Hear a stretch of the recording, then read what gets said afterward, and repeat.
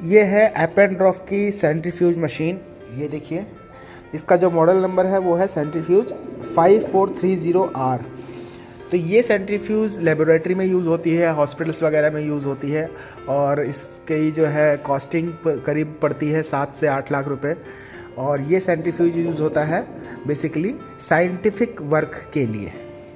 यहाँ पे आप देखिए ओपन बटन है, अगर हम इसे ओपन करते हैं तो देखिए, ये देखिए, ये इस तरह से ओपन होता है। जहाँ पे इसका राउटर है, इस राउटर के जो एल की है, यहाँ से आप ओपन करके इस राउटर को चेंज कर सकते हैं। इसका जो कैप है इसे भी आप यहाँ से ओपन कर सकते हैं। यहाँ से ये एयर टाइट होता है, ये देखिए। अब इसके अंदर जो है आप 1.5 ml के जो एपेंड्रॉफ होते हैं वो लगा सकते हैं। इसके साथ साथ इसके जो राउटर है ये चेंज हो जाता है पूरा राउटर, जिसमें आप 15 ml, 25 ml and 50 ml use कर सकते हैं।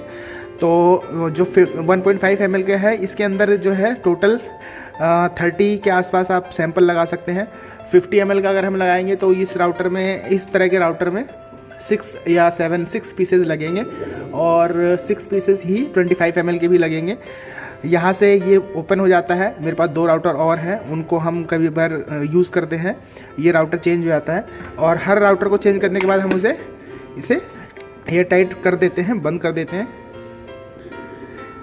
तो इस तरह से सैंपल और राउटर आप यहाँ पे लोड कर सकते हैं, ठीक है। अभी इसको बंद करने के लिए आपको क्या करना होता है, आपको इसको थोड़ा प्रेस करना होता है। प्रेस करेंगे तो एक आवाज़ आएगी और तब ये अपने आप बंद हो जाएगा। देखिए, ये देखिए क्लोज़ हो गया है। ये इसका जो है राउटर, जो मैंने आपको बताया था कि 6 पीसेस लगते हैं 50 ml के, और 25 ml के भी 6 लगेंगे इसके अंदर।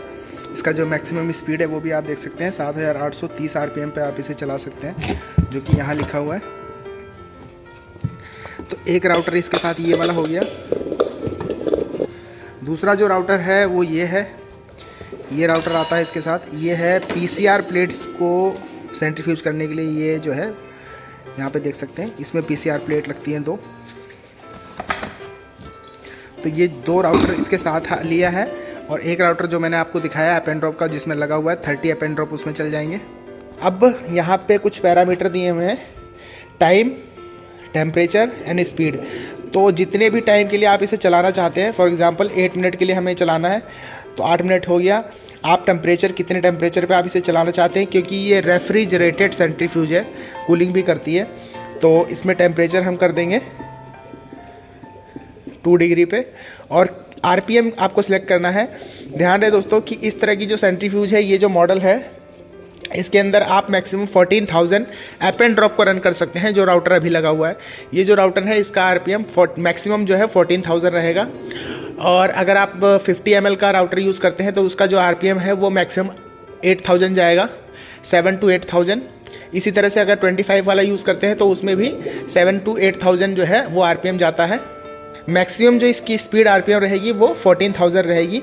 तो अभी हमें इसे मान लीजिए 10,000 पे चलाना है। तो हमने यहाँ पे timing, temperature and speed set कर दिया। ये प्रोग्राम है। अगर इस प्रोग्राम को हम सेव करना चाहते हैं तो किसी एक को प्रेस कर दीजिए। तो देखिए प्रोग्राम 1 हमारा सेट हो गया, यानी कि जब भी हमें इस टेम्परेचर पे, इस पैरामीटर पे चलाना है तो हम सीधा प्रोग्राम 1 को स्टार्ट कर सकते हैं, जिसमें आपका ये सेव हो जाएगा, सेव रहेगा। इसी तरह से प्रोग्राम 2, प्रोग्राम 3 जो भी आप सेट करना चाहते हैं। तो 5 पैरामीटर तो आपको यहाँ मिलेंगे, इनको आप सेव करके रख सकते हैं। इसके अलावा 50 होते हैं टोटल, 50 आप सेव कर सकते हैं।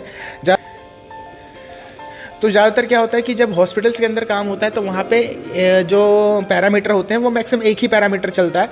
तो वहाँ पे वो लोग इस तरह से सेव कर देते हैं कि किस पैरामीटर पे कौन सा सैंपल रन करेगा।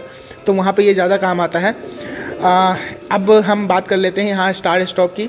तो जैसे कि ये पैरामीटर सेट कर दिया है, अब यहाँ पर हम इसे स्टार्ट करेंगे तो ये देखिए स्टार्ट हो जाएगा, 0 से स्टार्ट होगा। ये देखिए सेंट्रीफ्यूज स्टार्ट हो गया है। टेम्परेचर अभी इतना है, लेकिन वो जाएगा जितने टेम्परेचर पे हमने सेट किया है, इतने मिनट के लिए चलेगा, उसके बाद ऑटोमेटिक बंद हो जाएगा। अगर हम इसे स्टॉप करना चाहें तो यहीं बीच में स्टॉप कर देंगे। देखिए स्टॉप हो गया है। ओपन करने के लिए मैंने आपको बता दिया। शॉर्ट रन क्या है कि अगर आप चाहते हैं कि शॉर्ट चलाना है, मतलब थोड़ी देर के लिए ही चलाना है, कुछ सेकंड के लिए, तो आप इसे डायरेक्ट इस तरह से चला सकते हैं। जब तक इसको प्रेस करके रखेंगे तब तक चलेगा, जैसे आप छोड़ेंगे तो ये रुक जाएगा। ये शॉर्ट रन होता है। इस तरह की जो सेंट्रीफ्यूज है, ये जो मॉडल है, इसके अंदर आपको मेनू यहाँ पे मिलता है। एंटर जब में प्रेस करेंगे तो आपको इस तरह से प्रोग्राम, सॉफ्ट रैम्प, की lock, set alarm, short spin, जो कि शॉर्ट स्पिन मैंने ये बताया था, continuous cooling, fast temperature setting, back. तो दोस्तों देखिए यहाँ मेनू में क्या क्या खास चीज़ें हैं। प्रोग्राम, जो कि प्रोग्राम मैंने ये बताया था, यहाँ पे आप प्रोग्राम जाकर के सेट कर सकते हैं। लोड प्रोग्राम करेंगे तो यहाँ आपको बहुत सारे प्रोग्राम मिलेंगे, प्रोग्राम 1, प्रोग्राम 2, ठीक है। इसे आप सेव कर सकते हैं। अभी हम इसे कैंसिल कर रहे हैं। जो भी सेव प्रोग्राम होगा वो यहाँ पे दिखाएगा कौन सा प्रोग्राम आपका सेव है। किसी भी प्रोग्राम को डिलीट करना है तो यहाँ से आप डिलीट कर सकते हैं।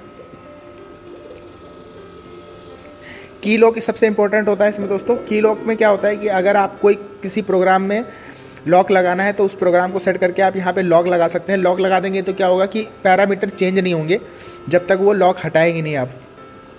तो कोई भी दूसरे पैरामीटर पे सेंट्रीफ्यूज को इस्तेमाल नहीं कर पाएगा, यूज़ नहीं कर पाएगा।